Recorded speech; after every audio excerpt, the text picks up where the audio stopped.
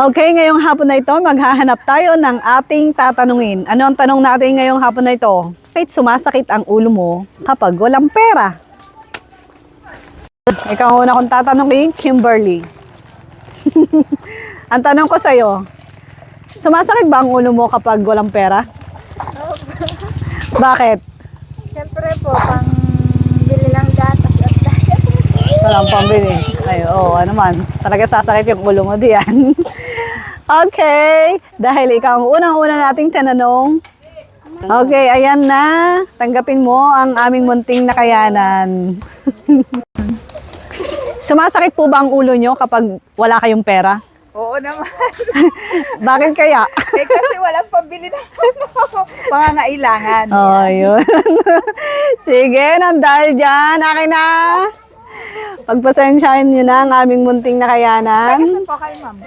Bless you. Opo, thank you po. Gusto nyo matanong? Pwede lang po.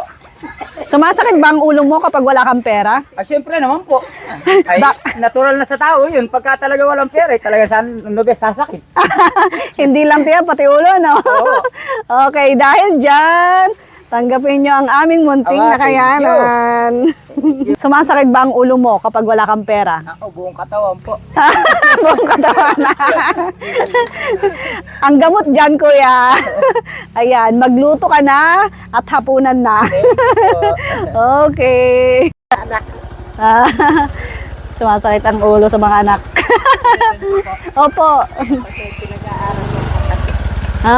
Ilang taon na po yung bunso nyo? 21. Malapit na po makatapos. Ano po? Tanggapin nyo po ang aming nakayanan. Sige po. Kuya! Okay lang po ba matanong kita? Ang tanong ko po, sumasakit po ba yung ulo nyo kapag wala kayong pera? Oo naman. Oh. Bakit kaya masakit yung ulo pag walang pera, ano kuya? Kasi maraming isipin na pagkakastusan. Yun po. Talaga nakakapagpasakit ng ulo. Dahil po dyan, tanggapin nyo po ang aming munting nakayanan. Salamat po. Opo. Hi guys, alam nyo ba kung nasaan tayo ngayon? Andito tayo sa Barangay Obligasyon, Baler. Ayan.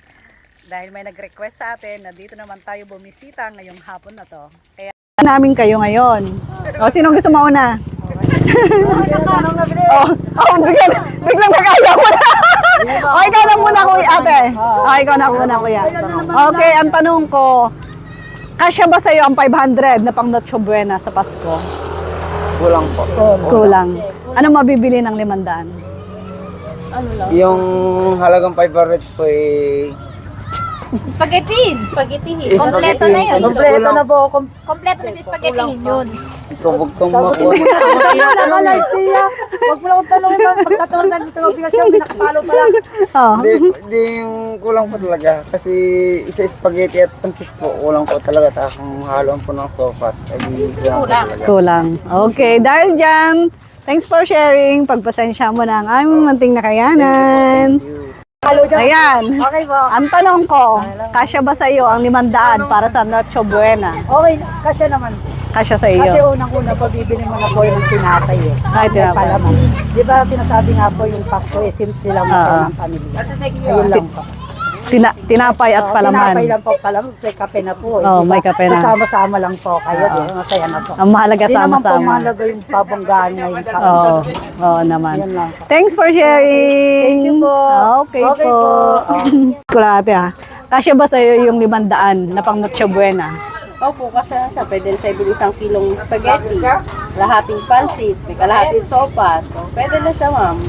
Yun. Kasi na sa amin. Dahil dyan, ito po ang para sa inyo. Thank you po. Sige po.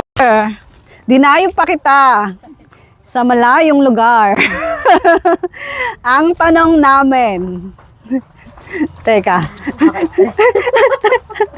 Kasya ba ang 500 sa Noche Buena ninyo?